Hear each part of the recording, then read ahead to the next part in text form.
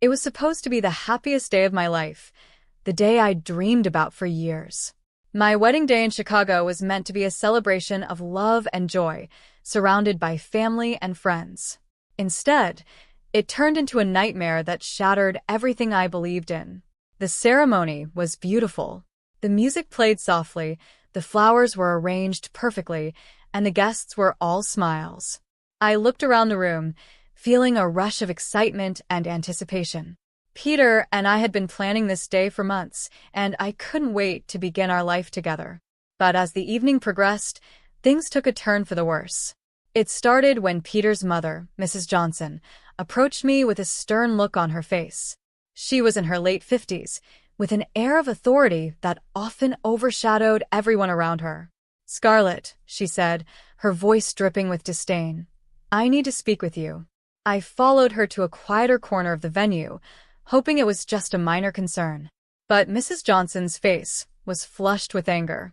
"You've been incredibly disrespectful today," she declared, her eyes narrowing. "You've embarrassed me in front of all these people."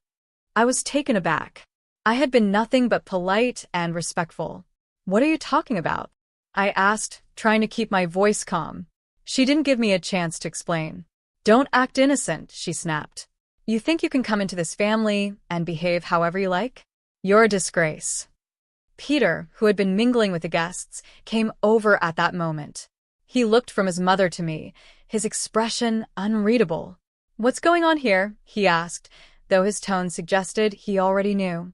"Scarlett has been disrespectful," Mrs. Johnson said, her voice rising. "She's ruined the day for everyone." Before I could defend myself, Peter's face twisted with anger.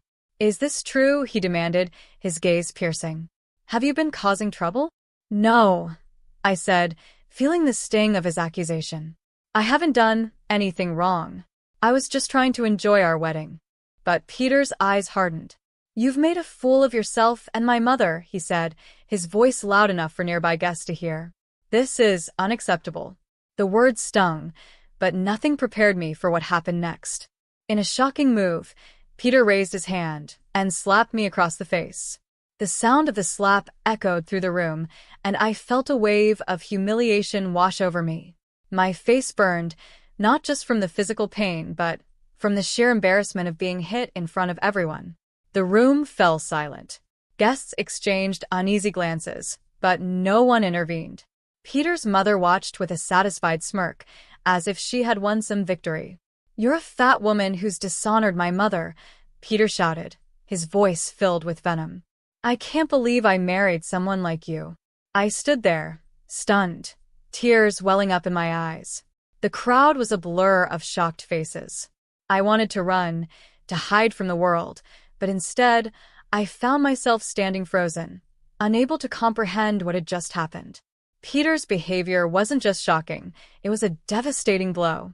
In front of all those people, I felt my dignity slip away. As the guests slowly resumed their conversations, I felt the weight of their judgment on me. The laughter and music seemed to mock my misery. When I finally managed to compose myself, I knew I couldn't stay there any longer. I excused myself from the reception and found a quiet place in the back of the venue, away from prying eyes. The tears flowed freely now as I tried to process the events of the evening. I'd always imagined this day as a fairy tale, a dream come true.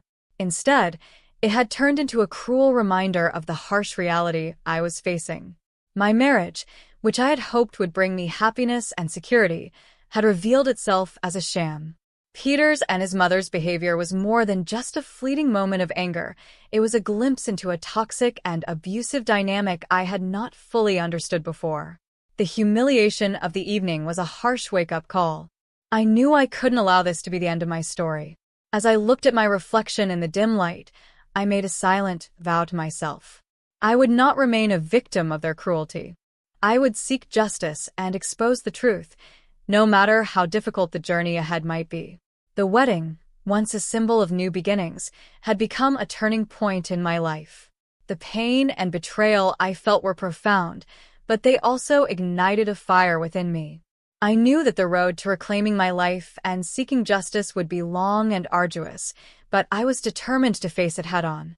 This was just the beginning of my fight. In the weeks following the disastrous wedding, I felt like I was living in a fog. The pain of Peter's public humiliation was still fresh, but what stung even more was the realization that my marriage had been a facade. Despite the turmoil, I knew I couldn't let Peter and Mrs. Johnson's cruelty define my life. I needed to take control and find a way to fight back. The first step in my plan was to gather evidence. I knew that exposing Peter and his mother would require more than just my word. I needed proof of the emotional and financial abuse I had endured.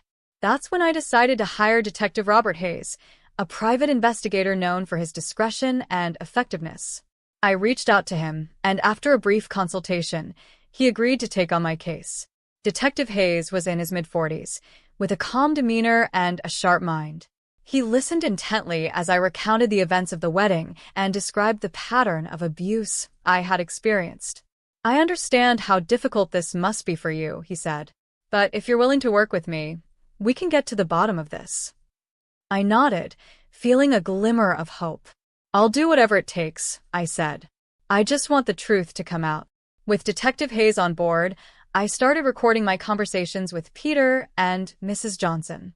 It was uncomfortable and stressful, but I knew it was necessary.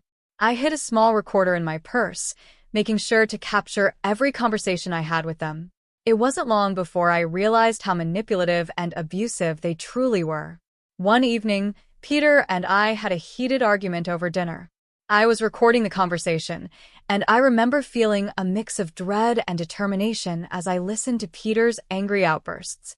"You're so useless," he said, his voice dripping with disdain. "Why can't you do anything right?" I try to stay calm. "I'm doing my best," I said. "But you're always so critical." Peter's response was venomous. "Your best isn't good enough. You're a burden on me and my mother. Everyone can see it." The more I listened to these recordings, the more I realized how deeply rooted their abuse was. It wasn't just about the public humiliation. It was a pattern of emotional cruelty that had been going on for years. I began to piece together a narrative of their behavior, which made me even more determined to expose them. Meanwhile, Detective Hayes was busy investigating their financial dealings. He conducted background checks and looked into their accounts, searching for any signs of wrongdoing. After a few weeks, he returned with troubling news. "I've found some suspicious transactions," he said, his face serious. "It looks like Peter and Mrs. Johnson might be involved in financial fraud." My heart raced as Detective Hayes laid out the details. "There are large sums of money being transferred between various accounts. It seems they might be embezzling funds from clients." The revelation was shocking, but it made sense. Peter was a financial advisor, and Mrs. Johnson had always been heavily involved in his business. Their abusive behavior was beginning to take on a more sinister dimension. They weren't just controlling and cruel, they were criminal. I knew that I needed more than just these financial records to take them down. The recordings of our conversations were crucial, but I also needed to find a way to bring all the evidence together. That's where Anna, my best friend, came in. Anna was in her early 30s, with a fierce loyalty and a sharp mind. She had been a rock for me during this tumultuous time, offering support and encouragement. When I shared the evidence with Anna, her reaction was a mix of shock and determination. "We have to do something with this," she said, examining the recordings and financial documents. "This isn't just about you anymore. They're committing serious crimes." Anna and I began to analyze everything we had collected. We went through the recordings, highlighting instances of emotional abuse and cross-referenced them with the financial documents. It was exhausting work, but it was also empowering. With each piece of evidence we reviewed, I felt a renewed sense of purpose. One evening, as we were poring over the documents, Anna looked up from her notes. "Scarlett, you've already come so far," she said. "You've gathered a lot of evidence. Now it's time to take the next step." I nodded, feeling a mix of nervousness and resolve. "I know," I said. "I'm ready to expose them. They need to be held accountable for what they've done."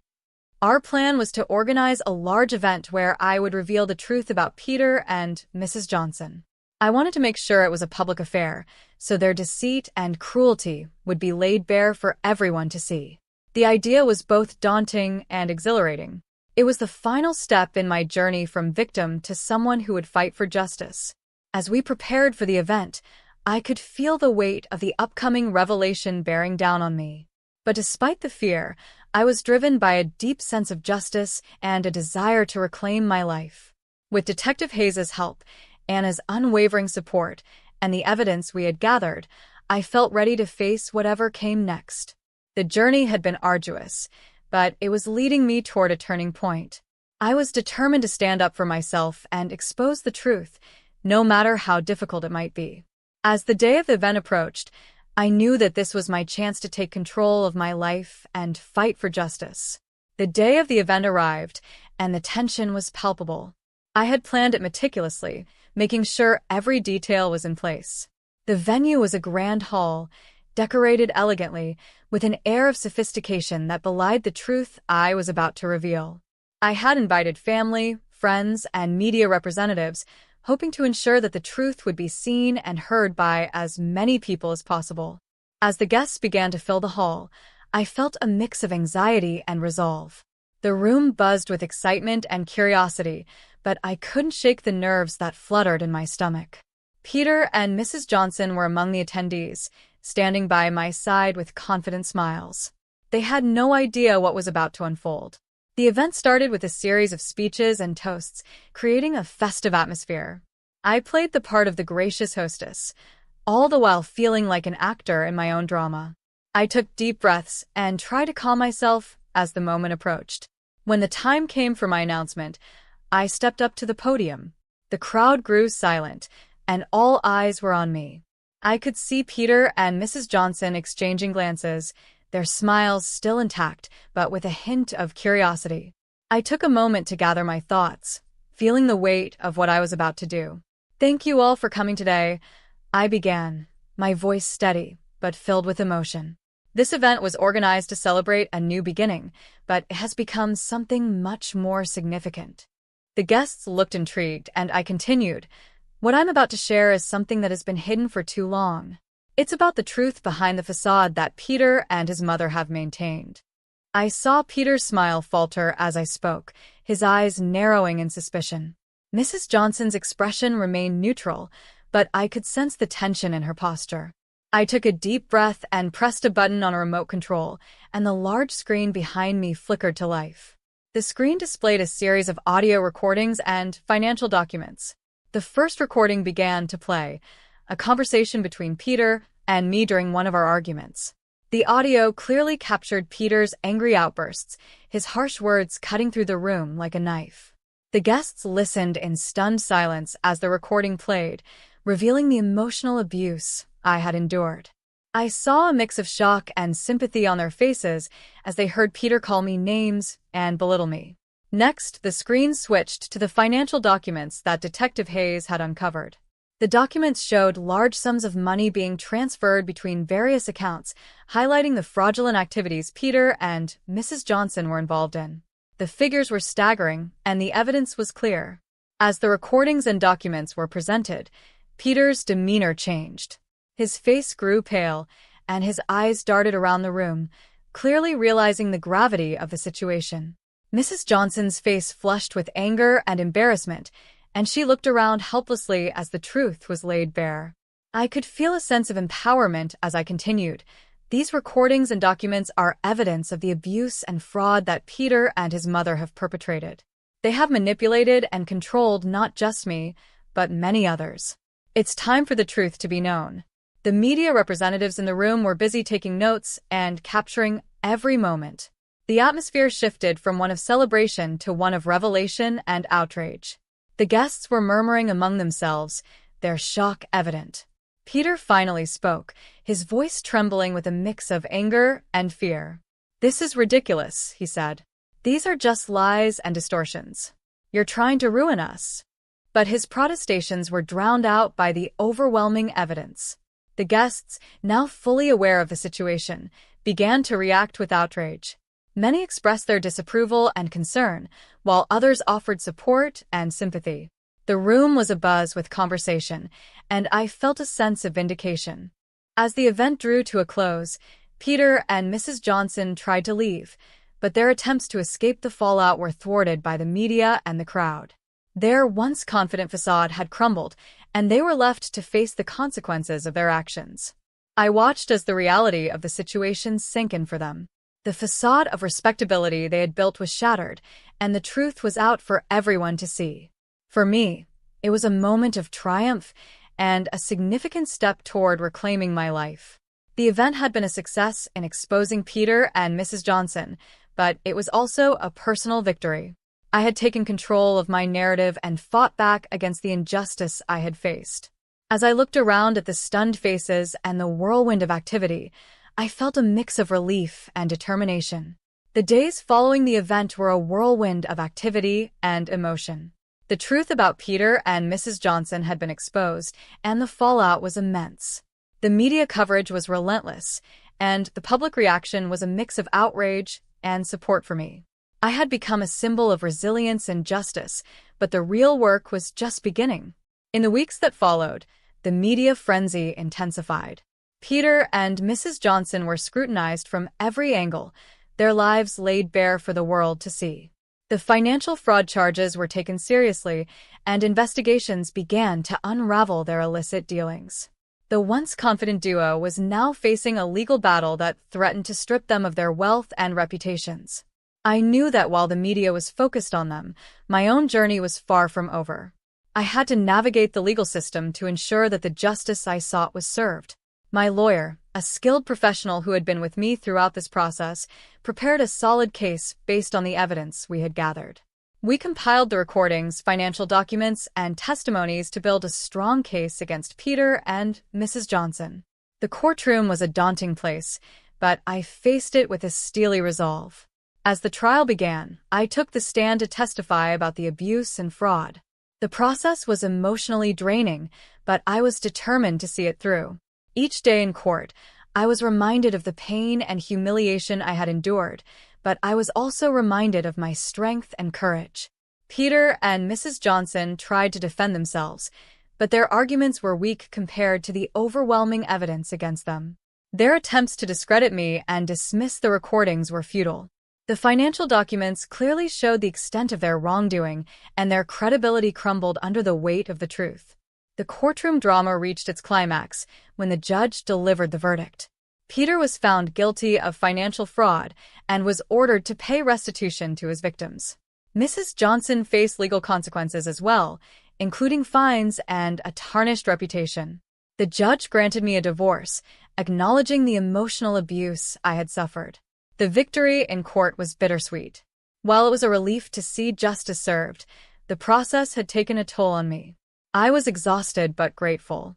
I had fought a long and difficult battle, and I had emerged victorious.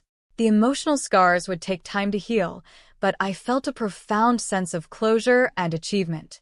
With the legal battle behind me, I decided it was time to start a new chapter in my life. I moved to a peaceful home outside of Austin, Texas, far away from the chaos and memories of my old life. The new environment offered me a sense of tranquility and a fresh beginning. As I sat on my porch, watching the sun set over the rolling hills, I reflected on my journey. The road had been arduous, filled with pain and challenges, but it had also been a journey of empowerment and resilience. I had reclaimed my life and stood up for what was right. The support of my best friend, Anna, and the help of Detective Hayes had been invaluable, and I was deeply grateful for their unwavering support. The journey from victim to victor had been transformative. I had faced the darkest moments of my life and emerged stronger and more determined. The truth about Peter and Mrs. Johnson's abuse and criminal behavior had been exposed, and I had taken control of my narrative. As I looked out over the peaceful landscape of my new home, I felt a deep sense of peace and satisfaction. I had fought for justice and found a new sense of purpose. The past was behind me, and the future was filled with possibilities. My story was one of empowerment, resilience, and justice. It was a reminder that even in the face of the greatest adversity, one could find the strength to fight back and reclaim their life. I had faced my demons, exposed the truth, and emerged victorious. The journey had been long and difficult, but it had ultimately led me to a place of peace and fulfillment. And so, with the past behind me and a bright future ahead, I embraced the new chapter of my life with hope and determination. I had taken control of my destiny and proved that, even in the darkest of times, one could rise above and find the strength to shine.